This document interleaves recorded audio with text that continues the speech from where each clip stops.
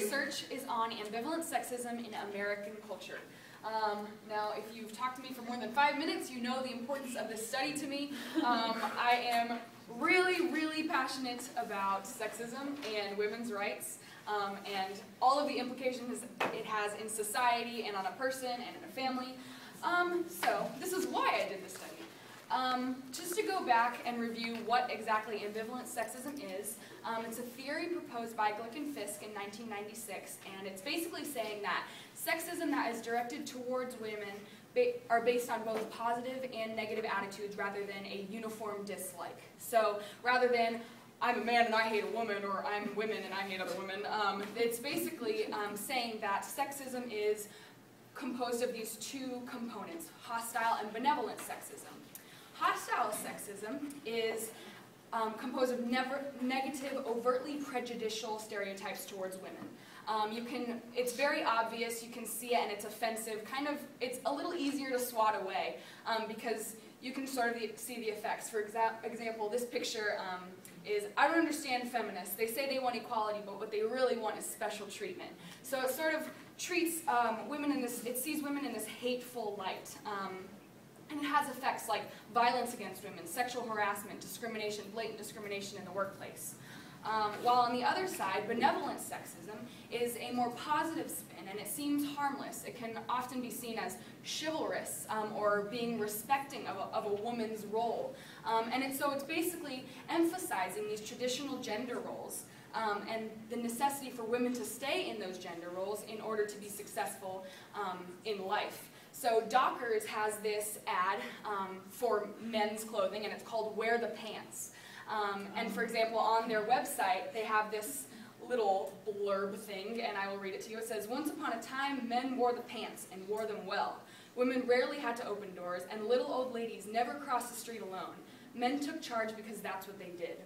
And it kind of goes on to talk more about how boycott Dockers. Right, though? So it kind of views, this benevolent sexism sort of views women as pure creatures who have to be protected and supported and adored, and also whose love is necessary to make a man complete. Now, this might look bad to a man. This might say that the man is not complete without a woman, but it kind of treats women and men as these sort of puzzle pieces that can't work without each other. And men, in this very traditional, protective, supportive, more dominant role, has to fit in this puzzle piece, while the woman has to be complementary to that. So it's supportive and submissive and nurturing and dedicated.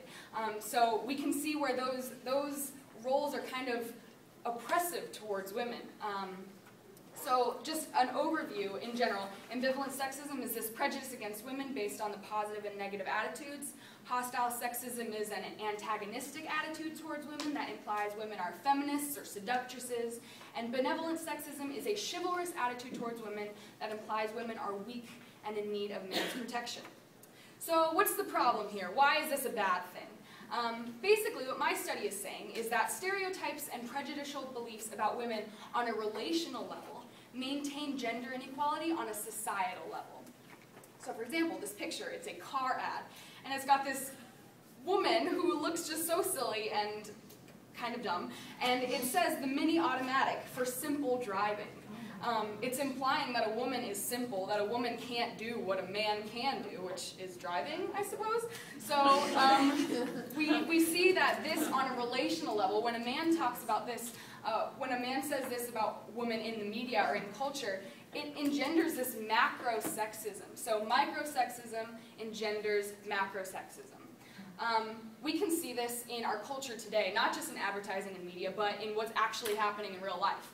On April 5th of this year, Wisconsin Governor Scott Walker signed a repeal to the Equal Pay Enforcement Act, which was basically legislation in Wisconsin that was protection from discrimination in pay, and this was discrimination in pay based on gender, based on race, religion, all these types of things, but it was largely in response to a big gap between women and men's pay in Wisconsin. And so Wisconsin State Senator, who was an avid supporter of this repeal, said, "You could argue that money is more important for men. I think a guy in their first job, maybe because they expect to be a breadwinner someday, may be a little more money conscious.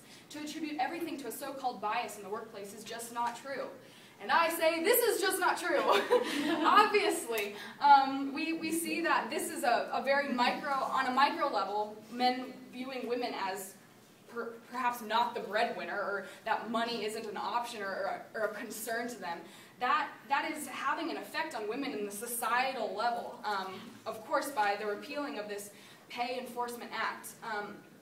So, what else do we see in the world in general, the demographics? Basically, women are oppressed by society in every area of the world, but in America in particular, what the study is on, women are consistently paid less in equal jobs, occur less in executive positions, and are abused more in all stages of life.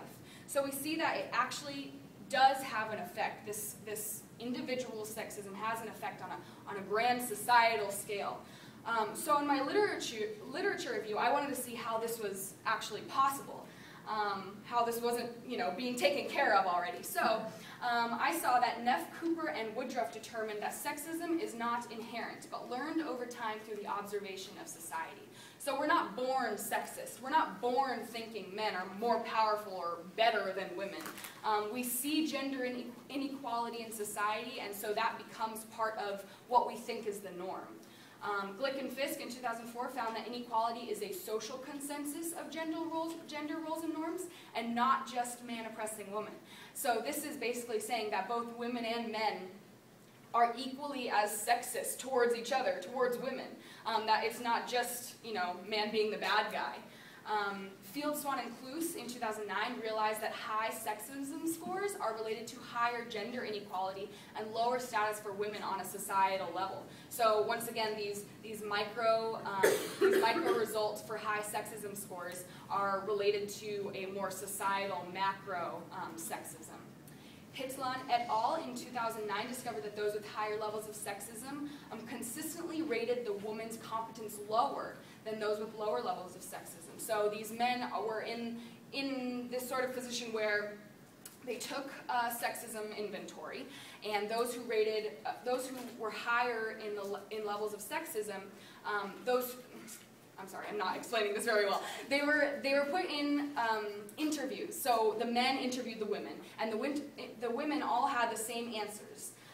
They were scripted. But those who scored higher on the sexism scores rated these women's competencies as lower. So they thought lower of women because they were higher in sexism. So this is obviously a contributor to this glass ceiling effect where women can't get above. Tinkler, Lee, and Mulborn finally found that gender harassment policies do not change attitudes or sexism. And so this is very important when we're talking about the legislation that's in place right now in America. All of our laws say that we have to be equal and that we can't discriminate on account of gender or sex, but it doesn't really mean that that's actually happening. It's actually kind of a rug over it. We're sweeping the problem under the rug, and we're making sexism actually a little more sneaky, so we can't really tell what sexism really is. So, the gaps in this literature is who's doing this. I kind of wanted to figure out who and which areas of culture were the most influential in this sexism problem. So my research questions were, among people of different races and ethnicities in the United States, which group is most likely to be sexist? Black, white, Hispanic, Middle Eastern, or Asian. Then among people of different religions in the United States, which group is most likely to be sexist? Christianity, Judaism, Islam, atheism, or none? And among people of different ages in the United States, which group is likely to be more sexist? And I thought that these three categories would be an interesting look on, where sexism comes from, because these are kind of the lenses that we look through, the races and ethnicity, those traditions and rituals, along with our religious lens and our faith perspective, and also the generation that we come from. Those would be, I thought that those would be pretty influential when we're talking about sexism. So, in order to test this, I use the Ambivalent Sexism Inventory, the ASI. And this was created by Glick and Fisk themselves, who created the Ambivalent Sexism theory. And it's a 22-item self-reporting instrument that measures hostility and benevolence. And it's been extensively tested in over 19 countries with 15,000 participants. And it's been shown to be very reliable and valid. Among all of the tests that Glick and Fisk have done, these are the four that I've referenced particularly in my study, along with field swan and clues, they also use the ASI and a bunch more. If you know, Google the ASI, like everybody's used it. So anyways, so the scoring on this is basically your ambivalent sexism score is the mean of your benevolent sexism score and your hostile sexism score. And so basically 11 questions, 11 out of the 22 have to do with benevolence and 11 out of the 22 have to do with hostility. And you can definitely tell, I'm going to go forward a little bit to show you what the difference is. Actually, you guys have already probably taken it. Cross my fingers if you didn't, shame on you. But the first question, for example, is no matter how accomplished he is, a man is not truly complete as a person unless he has the love of a woman. And so you can kind of tell that that's a more benevolent view towards women. While the second question, many women are actually seeking special favors, such as hiring policies that favor them over men under the guise of asking for equality, that's definitely a lot more hostile sounding and hateful. So we see that those two scores create this ambivalent sexism score, and it's a range from 0 to 5, and scores above 2.5 are deemed sexist, while below 2.5 are not sexist. And I used a one-way ANOVA to compare the means of 2 or more samples to see if they were significant. The ASI administered this online via SurveyMonkey, with availability and snowball samples. So basically what I did was put a bunch of posts on social networking sites. If you're my friend on Facebook, I'm sure you've gotten it like 12 times. I put it on Facebook, Twitter, Reddit, just anywhere that could be exposed to large amounts of people. I also sent emails to professors at Evangel, and I also sent emails to professors at Columbia University, Rutgers, NYU. Unfortunately, they had extremely rigorous review board applications and requirements, and it was extremely frustrating to go through, but they all just said that it was going to take too long and we don't want to go through the hassle, which I was very upset about, but whatever. I had to deal with what I had to deal with. So anyway, so that was the survey, and the final 3 questions on the survey had to do with the demographics. What's your race and ethnicity? How old are you? And what is your religion or spiritual faith practice? And so that's what that looked like. Some ethical considerations. I got permission from obviously the review board at Evangel, from the professors that I passed the survey on to, as well as the initial statement on SurveyMonkey saying that it would be completely confidential and please answer honestly, etc., etc. And so my results. My results were very interesting. As far as race, ethnicity, and sexism goes, I had 354 participants in my sample in 3 different categories: white, Hispanic, and other. I had a lack of diversity, even though I went over to New York and this was supposed to be where I found all the diversity. Unfortunately, I did not. So I had to put it into these 3 categories. However, my one-way ANOVA did yield significant results. I had 272 white participants, 36 Hispanic, and 46 other, and the Hispanic group actually tested to be the most sexist out of all of them at 2.74. As far as religion and sexism goes, I had 353 participants in 3 different categories. The same kind of problem with the lack of diversity happened into Christians, atheists, and others. And a one-way ANOVA also yielded significant results in this one. We had a frequency of 238 Christians with 56 atheists and 59 others. And the Christians actually were revealed to be the most sexist, though they did not actually reach the 2.5 threshold that meant sexism. They kind of flirted with it very closely. And the atheists were actually the lowest out of all of the groups that were tested in my study at 1.54, so they were the least sexist. And finally, out of age and sexism, I had 354 participants in 8 different categories, and they ranged from under 17 to over 70. And surprisingly enough, a one-way ANOVA yielded insignificant results, which was the most surprising part of my study because I was convinced that generation would have something to do with it. But it didn't, apparently. Actually, the age range 41 to 50 tested to be the most sexist, while 51 to 60 tested to be the least sexist. So it was just kind of, the scores were kind of all over the place. So you could just sort of see that it didn't really make a lot of sense. There wasn't a really good continuation of anything. So anyway, so my basic results here is that the highest ASI score for race was Hispanics, the highest ASI score for religion was Christians, and age was irrelevant. So let's talk about the implications of these scores. on a micro level, it's very harmful to a woman's cognitive ability, confidence, and performance, according to the studies that I researched. It basically causes a woman to question her ability and capacity, making her less likely to go after a job, go after the equality in pay, go after what she really wants. So this affects women not only on this micro level, but also in the societal level, trying to go above the glass ceiling. She doesn't even have the confidence to approach it. And so also with the study about the interviewing and rating women lower, it also contributes to that glass ceiling effect in society.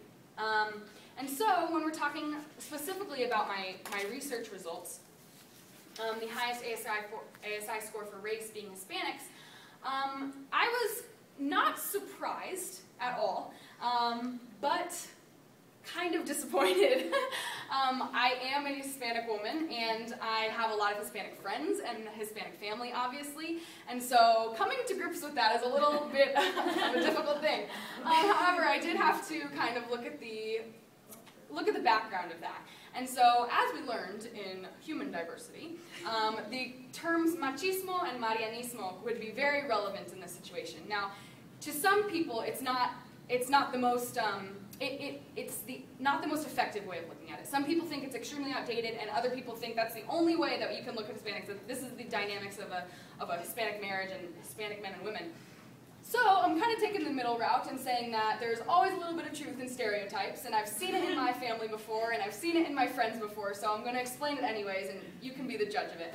Machismo is the expectation of males to be the provider and the protector of the family, while marianismo is the concurrent expectation for women to be the moral backbone of the family in respects to innocence and purity and compassion. So on the extremely negative side, we can see men as this dominating, controlling, emotionless, tyrant, and women as the submissive, dependent on her husband, like, oh, poor woman. Or we can see it on the completely positive side, where men are sacrificial and loving and want to preserve the family physically, while women are the nurturing, the dedicating, and the ones that want to preserve the family relationally and within their children and within the relationships. And so you see that this might not be necessarily a bad thing. What makes it bad is that it's prescribed, that women are expected to be one way and men are expected to be the other way. This is where the problem comes about. It's not the fact that a woman stays at home where the man is the protector and the provider. That's not the problem at all. If they choose to be that way, that's a wonderful thing. But the problem is that it's prescribed and that they're expected to be one way when they might not want to be that way at all. So, in my research, Jacini, Guzman, and Grayshield said that marianismo is the invisible yoke which binds capable, intelligent, ambitious Latinas to a no-win lifestyle, because marianismo insists that Latinas live in a world which no longer exists, which perpetuates a value system equating perfection with submission. Now, this is a really strong analysis of this term, but it's, there's definitely some truth in it. When women, especially in the Hispanic realm, wants to go out, wants to be that, wants to be successful and want to make money and want to be provider, they're kind of kept in this mold of the homemaker and the mother, and so it does sometimes make a very oppressive system, and we can see that effect in society in general. In America, in comparison to non-Hispanic women, Hispanic women are notoriously less educated, they make significantly less money, they're twice as likely to live in poverty, and they're also twice as likely to have blue-collar jobs. I mean, who do you see serving the food? Who do you see cleaning houses? These are the kind of women that are feeling that oppression. And so you can see that on this micro level sexism is definitely making its effects in the macro world. So then, on the other side, the highest ASI score for religion was Christians. Though they didn't technically yield sexist results, the correlation can be extremely convicting. I looked up some of the potential cultural roots for this one, and we see that 1 Timothy 2:11 through 14 in the Bible says that women should not teach or have authority over men. Also in the Genesis story, Eve is Adam's helper. She was born second. And so we have a lot of Christians kind of using these verses like this and the stories like this in a very literal way to keep women in a box, keep women kind of silent and oppressed. In addition, Marianismo, the term Marianismo is based on the Virgin Mary, Maria, and she has this sacred duty to motherhood and the family and self-sacrifice. So you can kind of see where that correlates as well. I kind of looked up maybe a quote or two and to figure out, what do Christians sort of really think about this. And Got Question Ministries, it's a Bible answering site where you can kind of go ask questions about the Bible and they'll give you an answer. And they describe themselves as non-denominational, Christian, Protestant, evangelical, conservative, all of these words that they used. And basically what they said was, why should women not teach or have authority over men? Because Adam was created first, then Eve. God created Adam first, and then created Eve to be a helper for Adam. This order of creation has universal application in the family and the church. And they went on to talk about how women are biblically approved to lead other women and children, just not men. And so you think about this, and you're like, what? And women believe this. I mean, have you ever been in a situation where you're talking to a woman that believes that women shouldn't be the leader of the church? I feel like that's the most bizarre thing in the world. But when you see it as religion is this lens that you look at life through, and you see life in this perspective of, okay, in the church, women can't be leaders over men, and in the church, women can't have spiritual authority, and in the family, women can't have spiritual authority. And you can see where this lens might cross with what's happening in society and their economic situation. And so we can see the effects in society as well. According to the U.S. Department of Labor, women made up just 8% of all paid clergy in the nation in 2007, which is like, whoa. I mean, come on, 92% were men, and even the statistics were even smaller depending on the denomination. I was reading an article that's saying that in the Baptist denomination, less than 0.1% of their leadership were women. And so you see this and you're just like, oh my gosh, how can this be true? How can women let this be true? Amen. And so Amen. These are the cultural and the religious factors that show to be the biggest precursors to high sexism. And so I found that extremely interesting and convicting. So as far as application to social work, this is where my 56 minutes was basically in, because not really, I'm exaggerating, but 6 more minutes? No, this is one of my last slides, so don't worry. I'm just saying that I have a big rant on this slide, because I just feel like this has so much importance to social work. I mean, are you kidding me? Like, we see women so much in social work. I mean, if you're on a micro level, if you're working in case management or you're just giving out food, women are so much more likely to be in poverty. They're more likely to be single moms. They're the ones that are coming to the social work agencies asking for help. And so you see these women in these situations where sexism is having an effect on their social lives, on their economic situations, on their psychological situations. And you are the only one, you are perhaps the only one that can recognize that. The social worker has the job. Why? Because we have a code of ethics. Because our code of ethics say that we have to stand up for social justice. Our code of ethics say we have to value the dignity and worth of a human being. That we have to value human relationships. And we have to serve people. And so we have this huge responsibility as social workers to empower and advocate for women. So how do we empower women? We see them through the strengths perspective. I mean, first of all, women are the statistical majority. We should be, a little bit higher than we are right now, but we aren't. So we have to look at the strengths that we do have, and we have so many resources. We have power, we have motivation, we have ambition and enterprise, and all of the things that men have. That's the point. Women and men aren't different in life, other than physical stuff, obviously. So we have to see them in that way, that women and men are equal. And so on whatever size system you're working on, you have to empower them and advocate for them to see themselves in that way too, and go after what they want in that way too. So, that was my rant, sorry. Anyways, so we also have to be culturally sensitive when we're talking to Hispanic and Christian women in particular, because they do see through this lens, and so sometimes we have to go through it in a sort of backhanded way, because we can't, if we say something like, you deserve to be the leader of the church, that's not really going to come across as very effective. So we do have to be sensitive to that, and also sensitive to the fact that this problem spans in both men and women's lives. It's not just a problem of obviously man oppressing woman, but it's this conjoined gender consensus. So we do have to recognize that and be sensitive to it when we're working with it. So some limitations to my studies. There was a lack of diversity, obviously, and I kind of attribute that to the time and financial constraints that I had. If I had more time, if I had more money to just go out and interview everybody, I would.